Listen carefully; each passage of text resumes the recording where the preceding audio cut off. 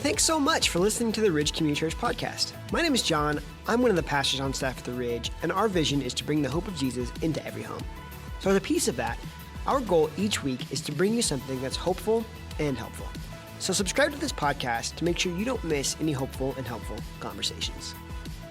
Hey everyone, and thanks for listening to this episode of the Ridge Community Church podcast. If you find today's episode hopeful and helpful, then please follow or subscribe, and then rate and review so that more people can find the conversation. If you're watching on YouTube, be sure to give us a follow and then turn on your notifications so that you won't miss a single conversation.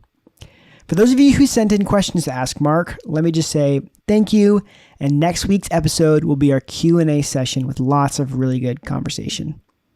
Now today, one of our pastors on staff, Evan Schwartz, joins me to talk about how to make new friends and build connections after you move. We've both done a lot of moving in our lives, and so we have a conversation about how you can make those new connections and friends, combat loneliness, and more. This is my conversation with Evan. Well, hey, Evan, thanks for coming on to the podcast.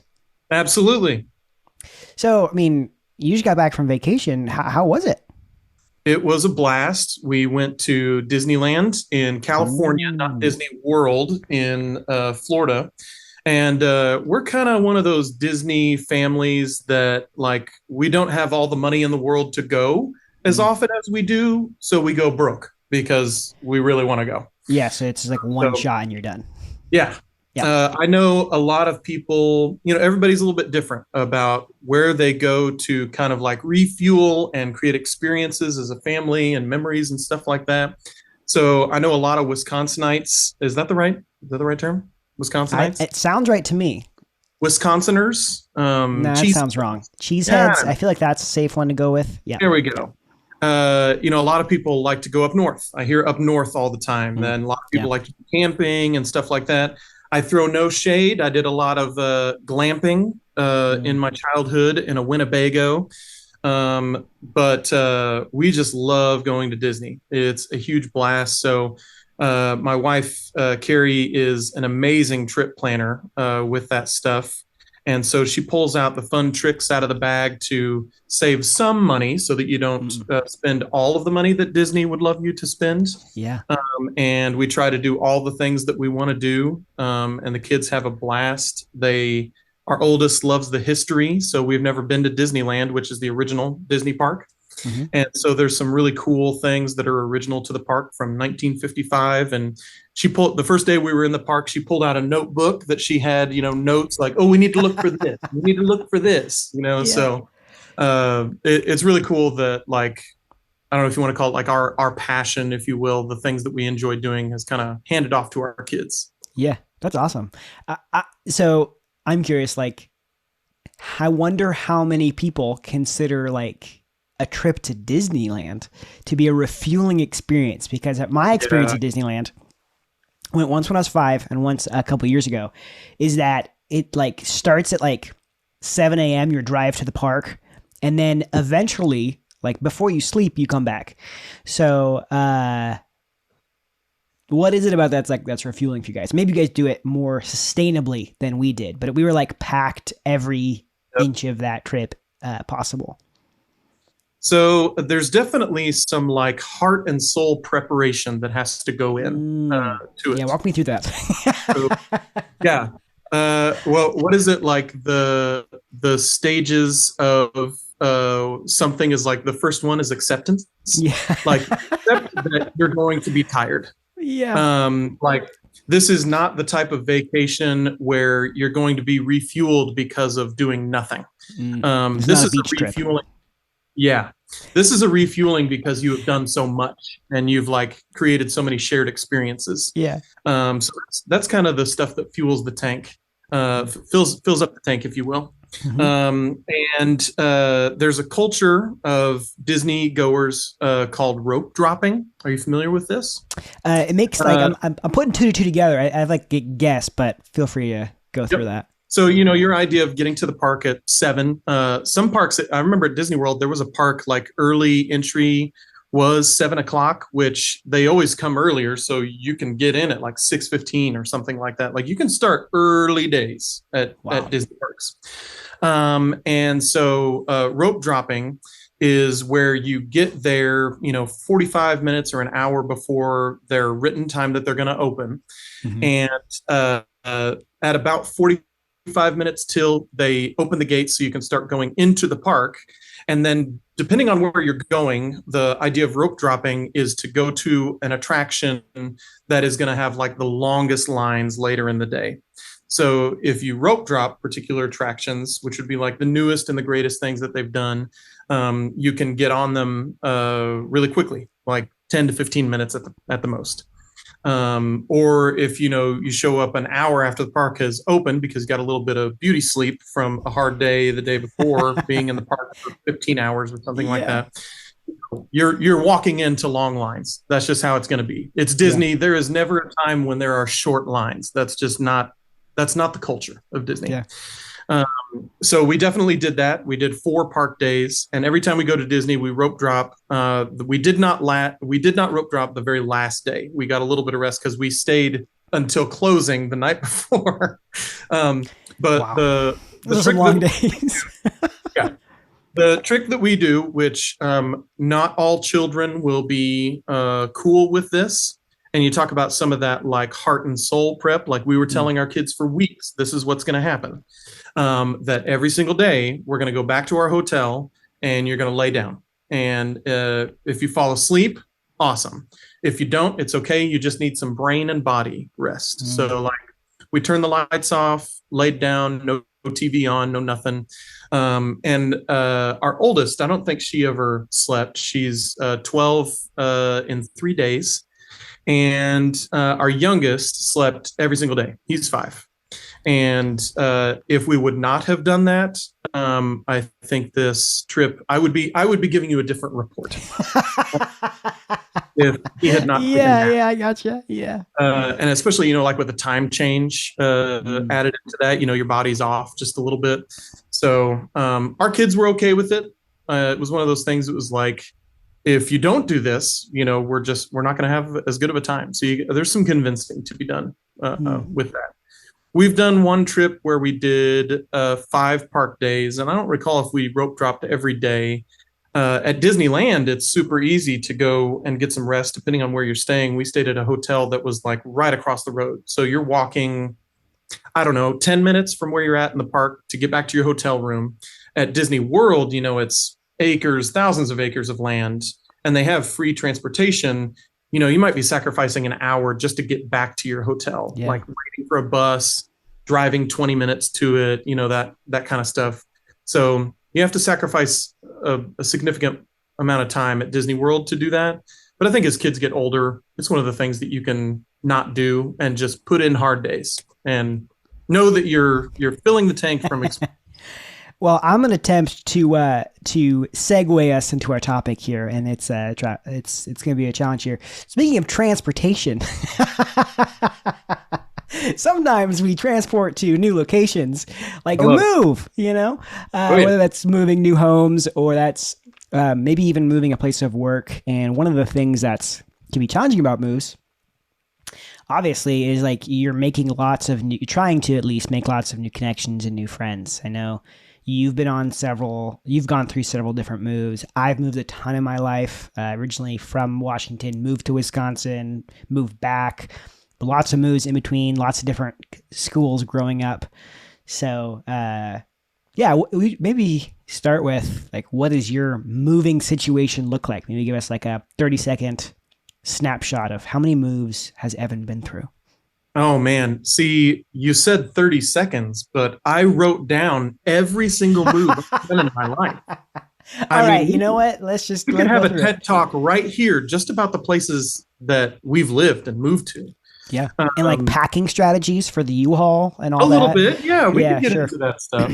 Yeah. All right. So I was born a baby. It was 1987. And it was a wonderful day in East Central Illinois. I lived in East Central Illinois for my entire childhood. Grew up in a tiny town. The sign going into the town, which has no stoplights, was said 950. We did not even cross the 1,000 people threshold in our tiny town. So when I say I lived in town for 10 years, we're talking village here. Gotcha. But I grew up in town. And then when I was 10, we moved to the country. Wait. That was you moved from your 950 people to the country. Yes. Gotcha. Desolation to increased desolation. Yes. My parents, I think, always dreamt of, being in the country with a bigger house and more land and stuff like that. We grew up in a large agricultural area, of course, but we were not farmers ourselves. My dad was a journeyman machinist for 35 years, and my mom worked in the hospital system for 30 plus years. And when we moved to the country, we did what my kids have just recently experienced in our move to Wisconsin, is we moved to a lot more land than what we've ever had before. Yeah. And we gained a pool. So our house, when I was growing up, when we moved to the country, had a pool. That's the exact same size as the pool that we have at our new house here in Wisconsin. Moved to the country. And that was a little different. You talk about connections and relationships. I had friends in town. You could ride your bike to hang out with people in the country. How old were you doing this move? I was 10. 10. Okay. And I didn't change schools or anything. We stayed within the same community. The town address actually didn't even change. It was just outside of sure. that small community. And so, your only opportunity for relationships was when you went somewhere, because I would try to hang out with friends, but I would ride my bike probably a mile and a half to get to like the closest friend, which sounds like roughing it, but I'm not talking about like, walking through the snow uphill both ways kind of thing. Yeah. So that was, that was a change in itself. And I won't go through like the college moves. Like, I went to college in Central Illinois. And then when my wife and I got married, we were in college and we lived in, what's the newlywed in your early 20s and your broke apartment starter kit. It's like an apartment that's less than 500 square feet. Aware of that starter kit. You have nothing. Yeah. I remember moving into that apartment with like the smallest trailer. Like we had so little to work with, but lots of Goodwill trips. Oh yeah.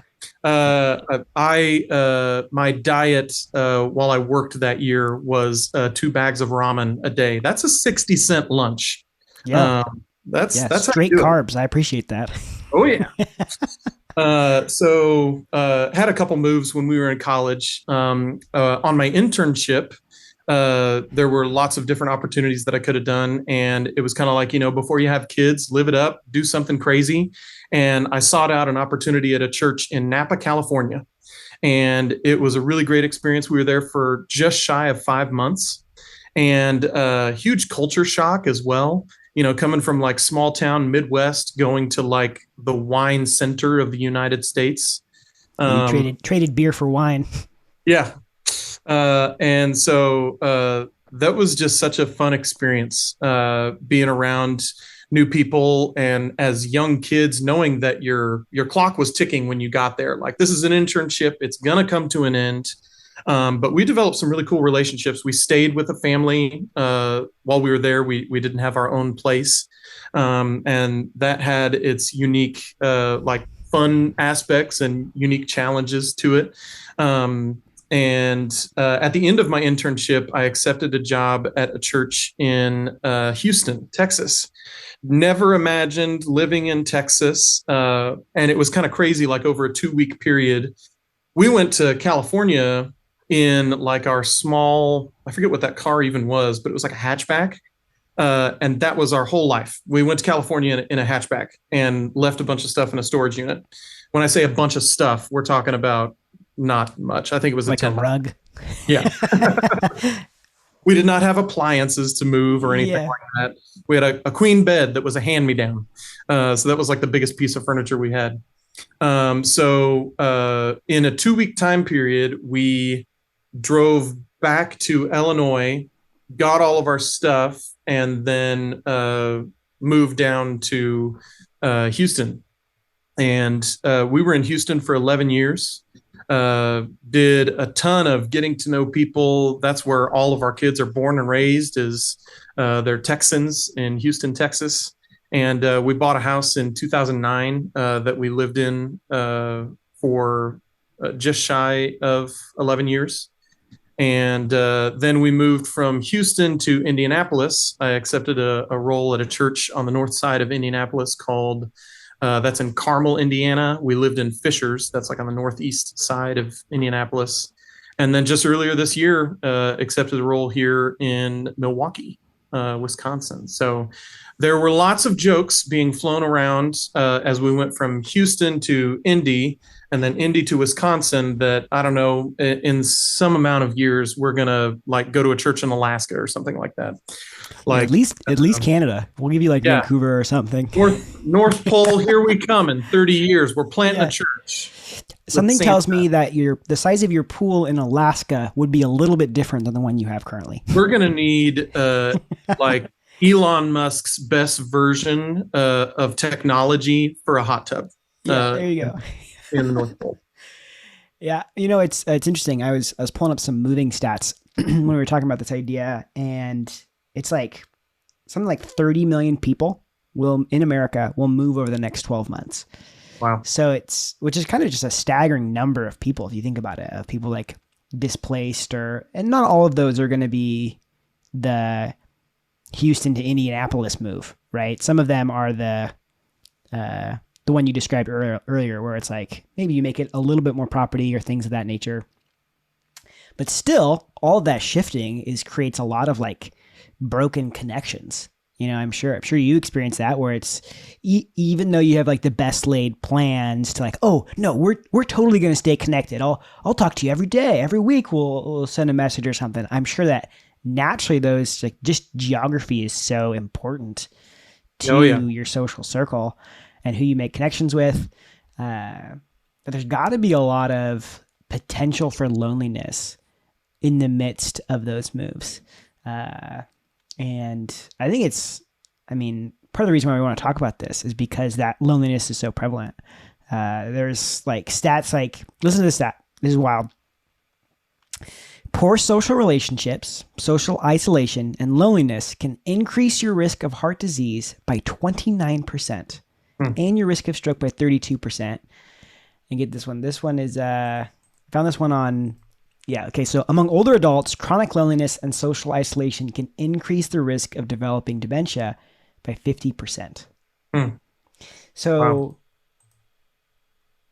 You know, I've talked previously about how everything is kind of tied together and we're not just like these like compartments of self, you know, and I think our social connections and making those new friendships goes beyond just like, well, I want to be happy. I want friends because we all like friends, right?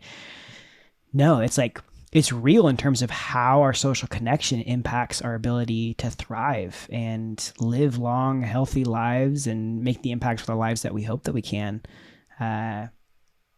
So, man, how do you build new social connections when you almost lose a big chunk of them? What do you think?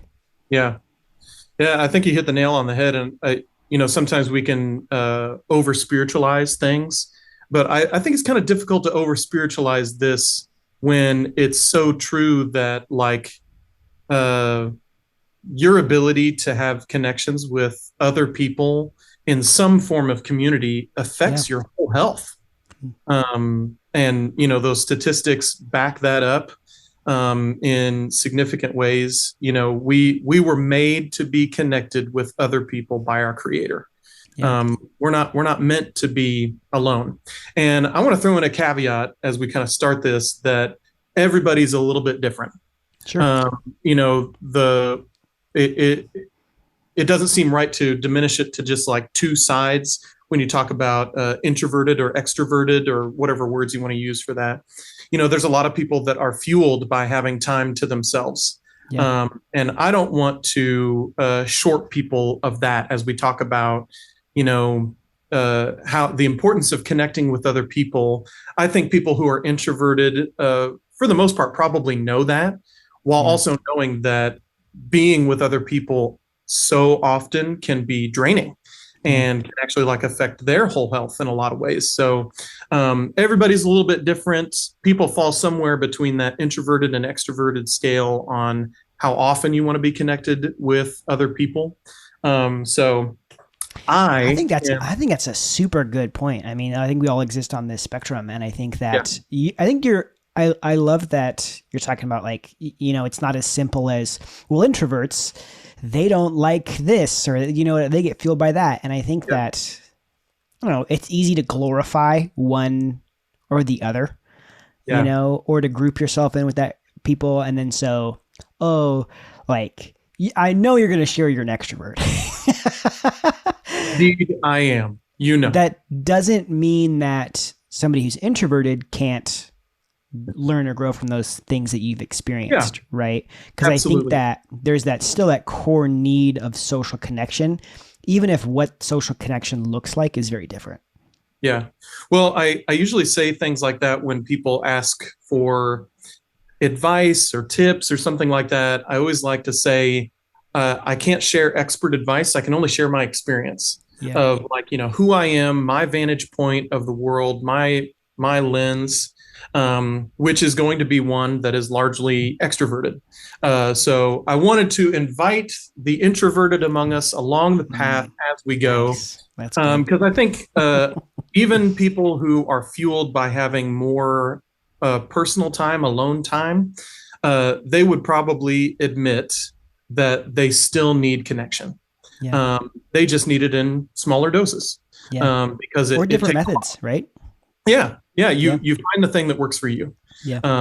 And it's kind of like the people who have tactics to leave a party early. I'm going to make it known that everyone knows I was here, but I will be in bed by 9, that kind of thing. That's not how I live my life, but I want to honor and respect those who that's how they wish. Somebody's driving in a car right now and they've never felt more seen than what you just shared right there. So that's great. Yep. Okay. With all that in mind, what has been, maybe we'll just take one of your moves. Maybe you're moved here to Wisconsin. What has been helpful as you've tried to create some social connections? Yeah, I think what's been really good for us and for me, as we come here, and of course we've struggled with this, when you leave great relationships behind and you come to a new place, I think we just need to state it out loud. There will be an element of struggle. It's not just going to come to you naturally. Maybe you're blessed with people just want to be around you. I'm sure there are ways to go to the places that you're going to make that possible. Wearing a Cubs hat in Milwaukee is probably not one of them. It's not an example that works. That's the life you chose, man. That is the life that I have chosen. But at the same time, I bought a Brewers hat. And I like to wear it at church because I want to blend in with the folks, while also, from time to time showing my true colors. Yeah, wolf in sheep's clothing. We got it. Yeah. I'll pull the knife out as you're turned away. Nice. It's fine. It's totally fine.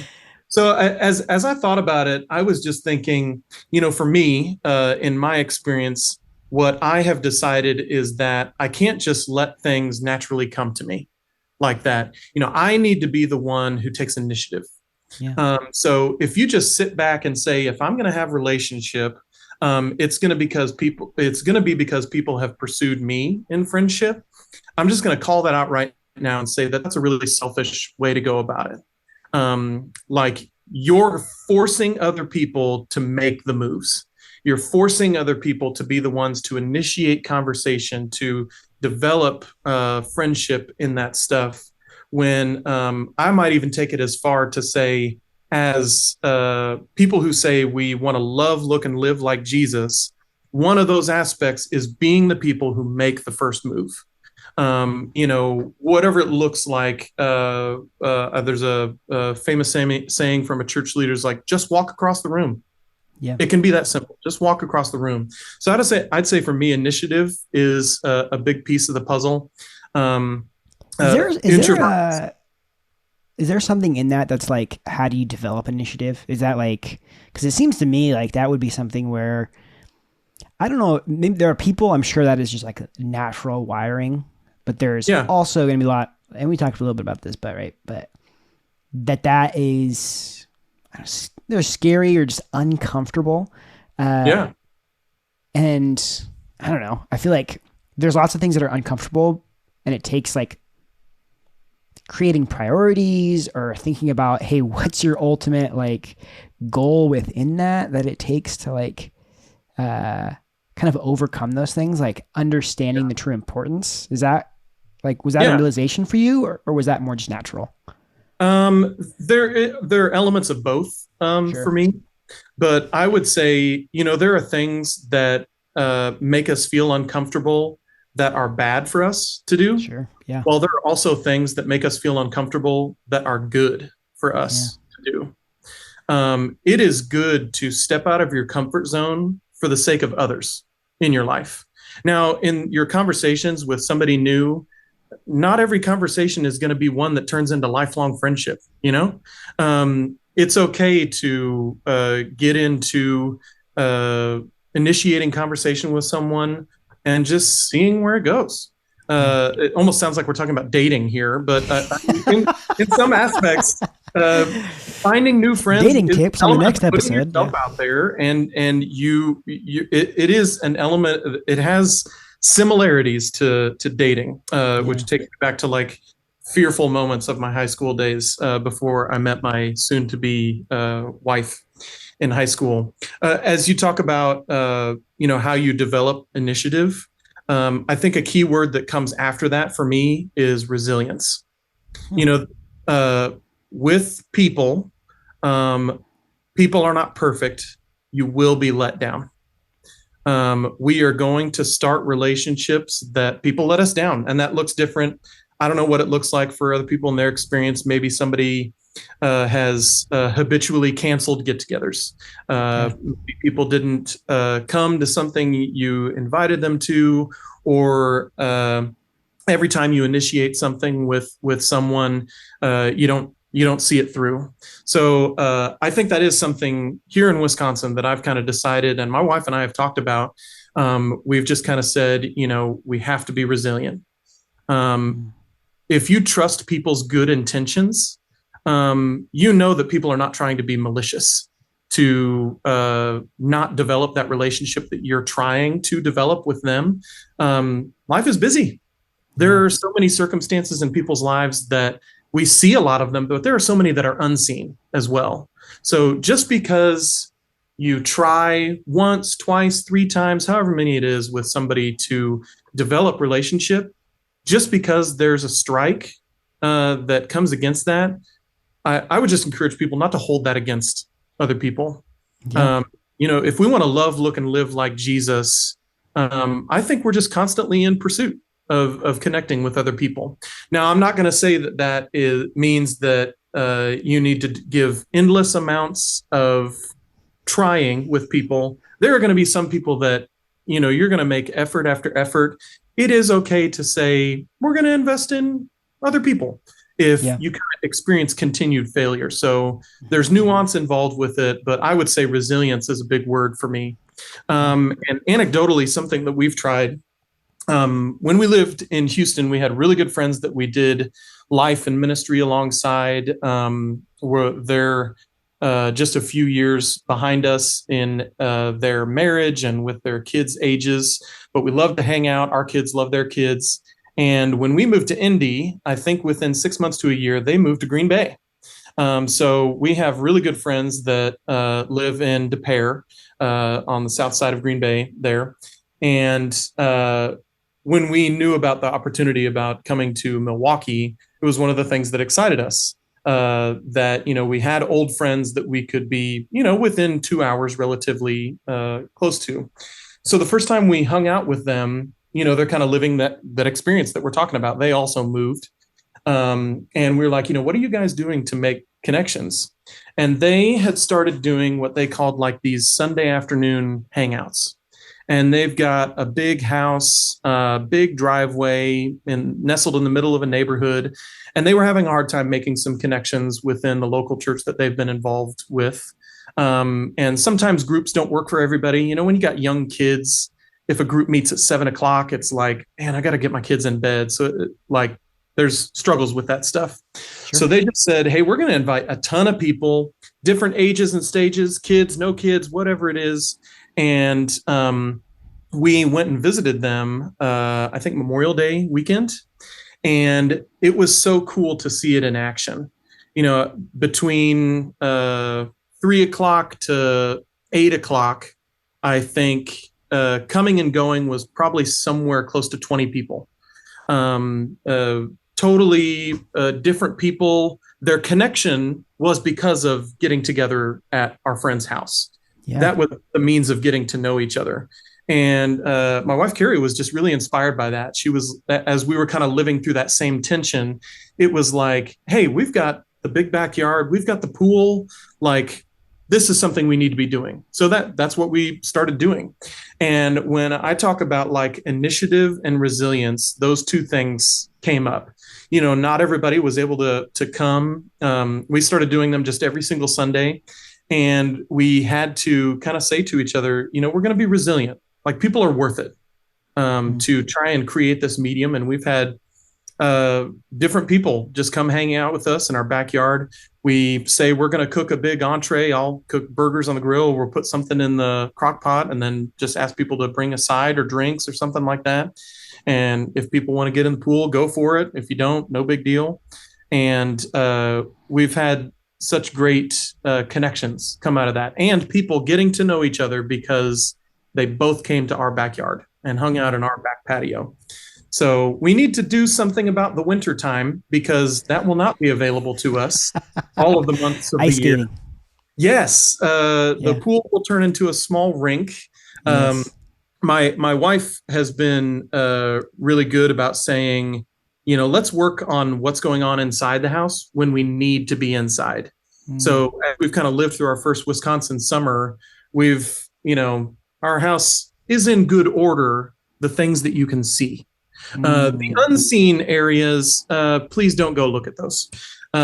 Beauty on the outside type of thing. Yeah. We had a big staff hangout. We invited all the staff over to our house on a Saturday, and it was a Saturday that it just rained all day long, and it wasn't in the forecast. And if anyone who's listening or watching knows Mark and Forrest, you talk about initiative. They took initiative to just walk through every room of the house and then walk through the basement. My wife, Carrie, was horrified. She was like, guys, no, please don't do this. But they were like, hey, you're doing great. This looks good. Doesn't it sound like Mark when you hear that? Spot on, yeah. Great house. It looks good. Love it. So we have some work to do in the basement. It's all unfinished, but there's a big space for our kids to hang out. It just looks like a complete tornado right now. So we'll get to work on that this winter, and I bet we'll still be able to have people over just spreading out. Put the kids in the basement, adults hang out upstairs. What was it? I imagine one of the most important parts of this whole process is really being on the same page as your significant other. Yeah. And so absolutely. as you're talking with your wife, like, was that easy to come on the same page? Was she driving it and you had to come on board? Like, what were those conversations like? You know, in our relationship, I tend to be the extroverted one, and my wife, Carrie, tends to be the introverted one. Yeah. And I think that's what makes us go really well together, is that when I need to kind of cool it and calm down, she reels me in really good. I don't know what this motion was. The listeners can't see that, but there's an arm wave of some sorts going on there. I don't know, international symbol for calm down. Cooling yourself down. Yeah. Bring it down a skosh. Yeah. And then I think at the same time, like, we've had experiences together that maybe we wouldn't have had if it wouldn't have been for me saying, like, let's do this, let's go hang out with these people, you know, that kind of stuff. So we balance each other out really well in that stuff. So I think, you know, for me within the church, and this is going to be different from people's lived experiences, you know, I'm in the office 4 days a week. Yeah. And then we have services where I'm constantly connecting with people. When you have pastor in your title, it's kind of like your job title is connector of people. Like that's what you do daily. And so for somebody like my wife and people within the church, you don't have those regular mediums to connect with people within your church community like that. So you find means to do that. And our conversations were really great. So one of the things we love to do, and we talked about this on our like getting to know you podcast, is we love to do like Sunday lunches. And we turned that Sunday lunch idea into Sunday afternoon hangouts. And so we just kind of poured everything into kind of tidying up the house a little bit and tidying up the backyard and having people in our backyard. And I think, being on the same page with your spouse is a really big key to that. I would definitely advise not going rogue on something like that. It feels like there's a story there. Yeah. The extrovert sometimes needs to peel back and make sure, are we in this together? Yeah. Because I don't think you want to go down the road of connections without your family. And I think that kind of brings in another key point is, for young families here in Southeast Wisconsin, your kids are such a great medium for creating relationships with other people. Whether that be the activities that your kids get involved in. I mean, if you've taken your kids to and from school or gone to school activities, parents know for a fact that it is up to you if you don't want to be connected with other parents of your kids' classrooms, because you're going to have plenty of opportunities to get to know other kids and their parents and families and stuff like that. So real quick on that. So is that a matter of like taking a step back when you're in those environments and actually prioritizing the connections? Because I realized I said prioritizing the connections earlier, but I imagine that the default in those scenarios is like, I am getting in and out as quickly as possible to my 9 million activities I've got for each child. Right. And so it's like, how do you, there's that survival mode, just get it done. We haven't even had dinner yet. Looks like it's McDonald's again, like mentality. What does it take to actually take the time and pause? And is that conversations beforehand that you have where you're like, hey, we're going to actually try to make connections? Or is it like you kind of develop a rhythm of that being your default setting? What does that look like? So for us, we don't have like a bus pickup that comes like right in front of our house. So we drop off and pick up our kids, and we balance between the two. For the most part, I do drop offs in the morning, and half the week I do pick up at school. And so there are lots of other parents doing that same thing. Yeah. And those might be little passing by moments. But again, that word initiative, even a smiling face hello and hope you have a great day can go a really long way with connecting with somebody else. It seems so simple, but you don't have to like create this dream scenario where the clouds open and you connect with the someone. Angels sing. Oh yeah. And it's like, oh, we're making a deep connection in the school pickup line here. Yeah. But I think it's like little, whatever metaphor you want to use, like you are investing like a coin at a time with some of those small connections, and those add up and they go a long way. And, I talk about our kids being a really great medium for creating relationships with other adults. Like, let's face it, your kids probably don't want to just come home after school and sit, do their homework. I'm sure they'd love to watch TV for hours, but they didn't get every opportunity they wanted to play with their friends at school. So, we've started to connect with our neighbors 2 doors down, and they have a couple of kids that go to our kids' school. And so they want to hang out all the time. And, your kids are the ones creating that initiative. You don't even need to do the initiative yourself. They're just constantly saying like, can I do this? Can I go do this? Can I go to this friend's house? And, anecdotally, I've done the thing where like, I don't know these people and I don't know these kids and their parents. Like, I'm going to go too. And I'm going to go hang out with them and get to know them because that's how you started in a tea party, I'm sure. Yes.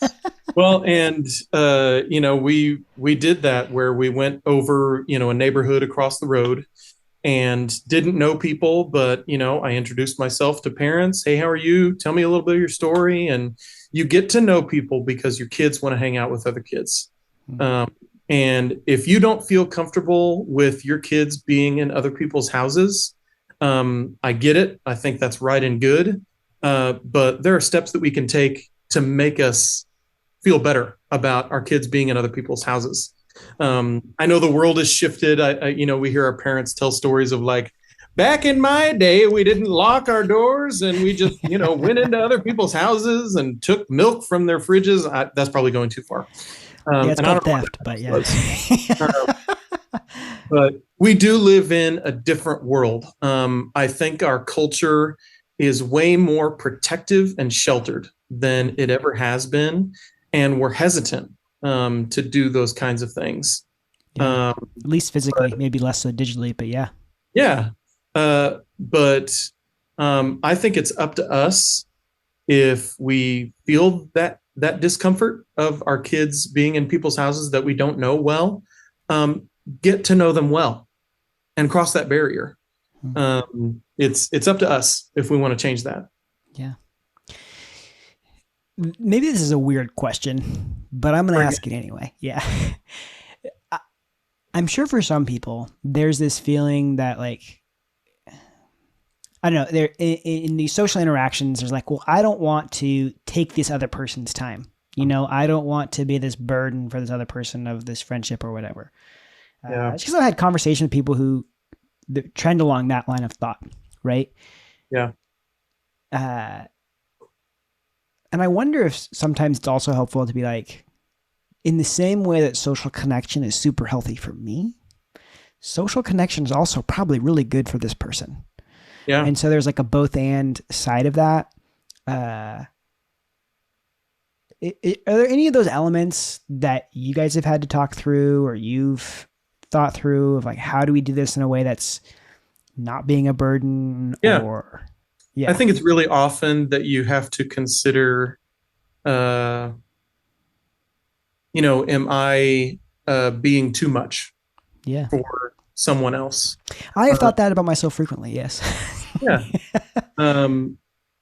We have to be self-aware in some of that stuff as to like, how much are we asking for in our connections with other people?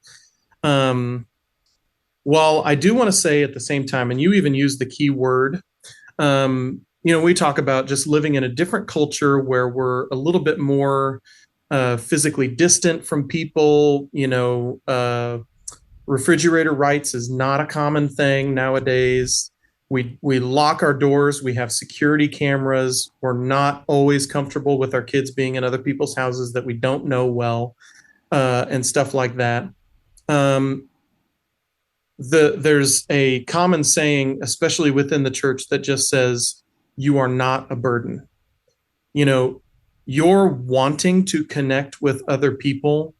I think down deep, every single person on the face of the planet has a desire to see someone else feel good and be healthy. So if there's somebody watching or listening that's just saying, I never want to inconvenience somebody else, so I'm just going to allow other people to say that they want to create more connection with me. I would just say to that, you are not a burden. You are not a burden. It is right and good to have a desire to connect with other people. And if we allow that feeling of like, oh, but what if they're this, and what if they're busy, they have enough that they're balancing in their life.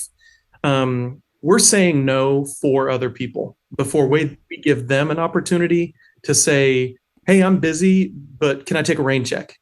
That's just an important saying as we, especially within the church, if you're going through something in your life and you don't have somebody to connect with on that, you are not a burden.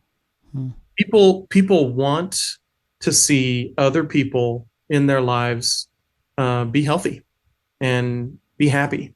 Yeah.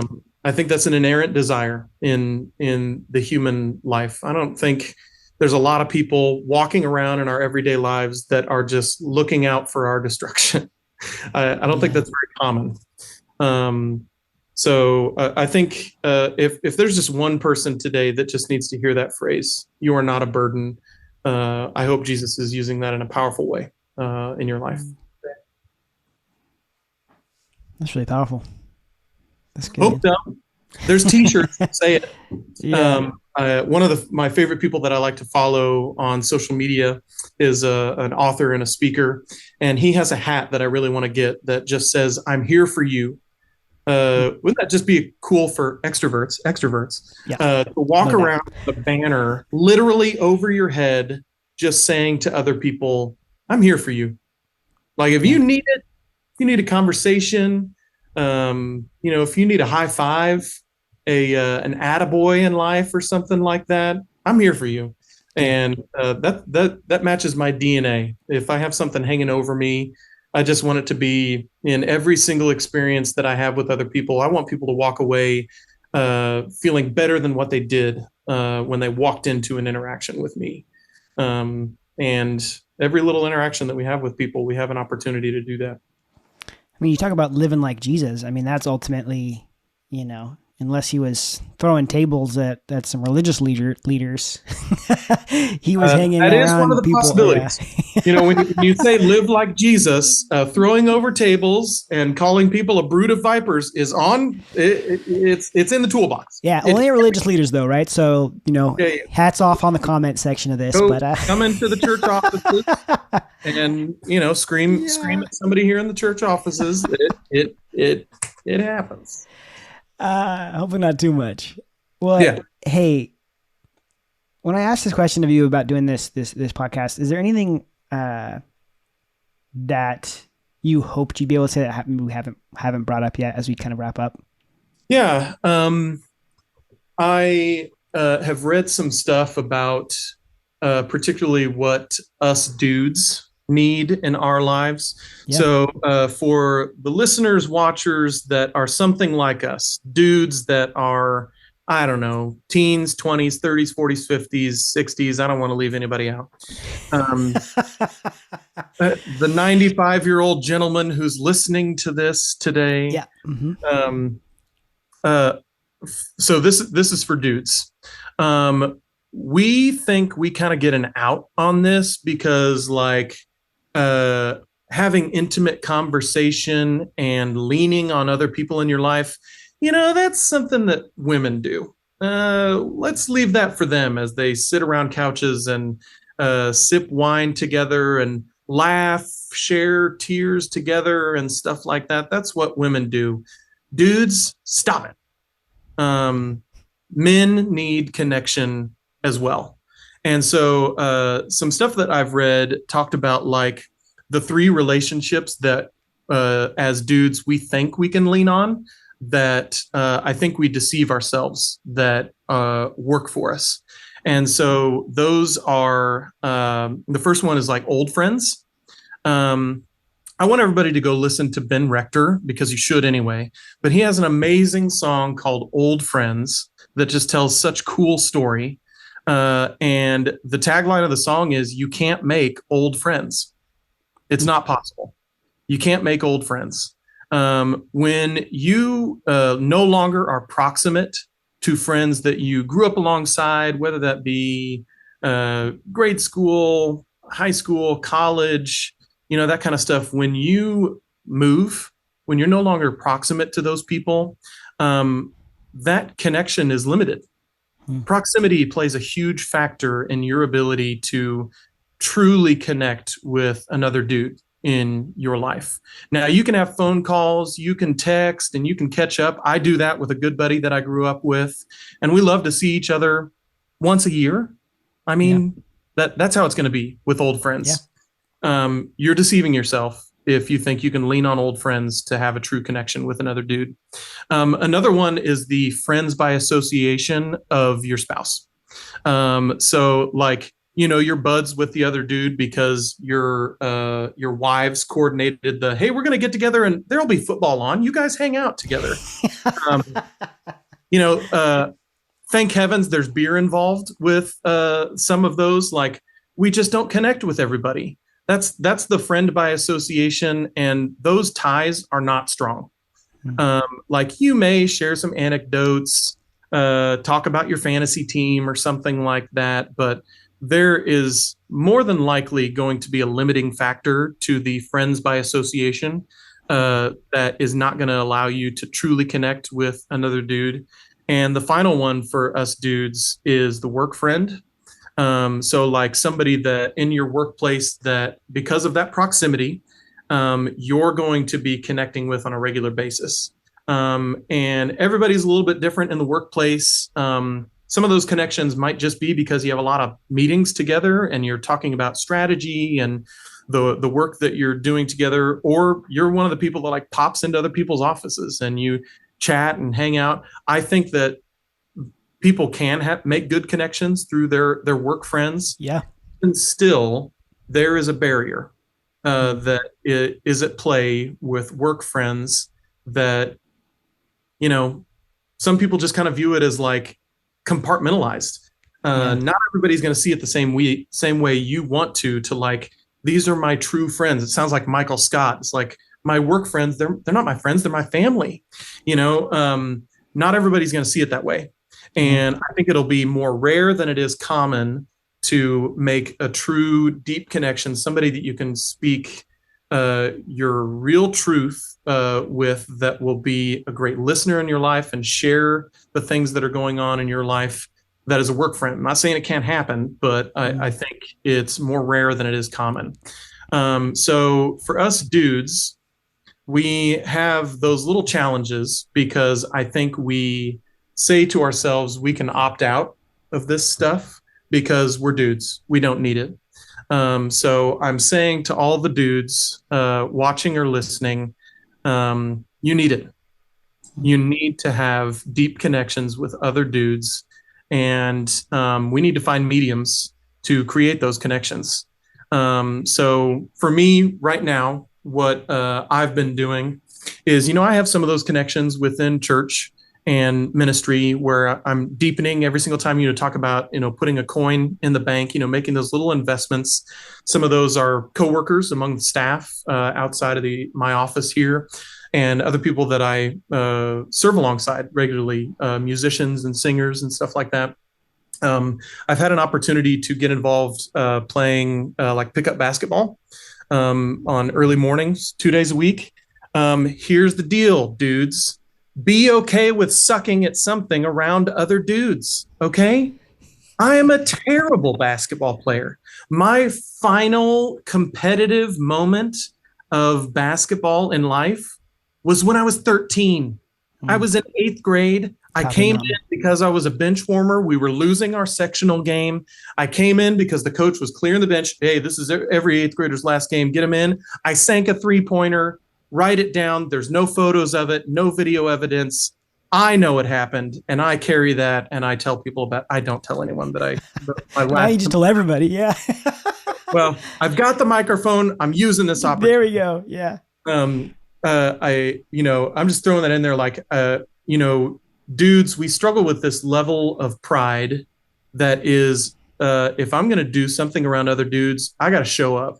And I've got to be good. It's kind of like I've heard somebody say, I need to drink before I go hang out with the buds and have some drinks together. Like, no, you go and hang out with your buds because you're going to be together. You do not need to be in a perfect state of whatever medium you're being around other dudes to have opportunities to gain those connections.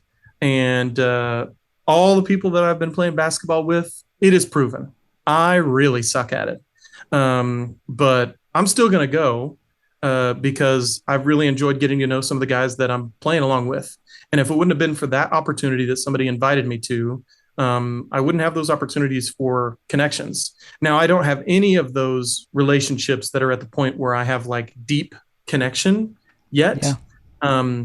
But I continue to go because every little opportunity is an opportunity to invest in showing people who you are. And when you show other people that you want to love, look, and live like Jesus, that's a magnet for other people.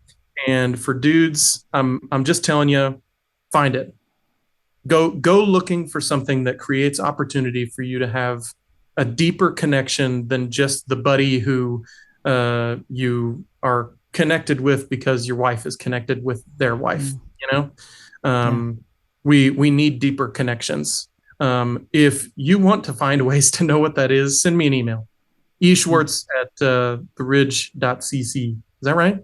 I'm new here. I don't know what that is. TheRidgeCC.com. Wait. What? TheRidgeCC.com. Yep. .org. No. We'll link it in the description here. I don't know if I was like I don't want to throw it too hard down for guys, but sometimes we need that. No, I think you brought up a lot of really good stuff and really helpful and all stolen, not original content. It'll be a very clear call to action. I think the thing that's very clear in all that you just said is that, you have an intention, like your purpose is to make these deep connections where you can have honest and true conversations with another person and there's a meaningful friendship, right? But also the recognition that is not an instantaneous thing. And so you're willing to be like, no, I'm going to show up and be present and I will have these conversations and let it organically become something that's that way, knowing that's your goal, right? Yeah. So it's not just, I just want somebody to hang out and shoot hoops with. It's, no, I'm hoping this friendship can become this way. And you know what? If it doesn't, based on whatever, like we don't click or whatever, that's okay too. But there will be like, the more places you put yourself in a situation to have those friendships, you're going to have ones that click. Especially too, I think this is like, right at the end, right? This is my shot right at the end here. You can be praying for that. You can ask God, hey, put some people in my life that I can develop these friendships with, and pray for those people. I would throw sauce on that and say, if you're not asking God to do it, I'm not so sure God's going to be in it. Wow. I would say that is an important factor, and I'm really glad that you said it. If you desire for something but aren't asking God for it, you're not going about it the right way. Yeah, you're missing an opportunity to have God do something cool in your life for sure. Yeah, absolutely. All right, man. Thanks so much for chatting with me, talking about this stuff. Super fun conversation, and I think a lot of really good, helpful stuff. And before you knew it, we went for an hour, so that was really good. Yeah.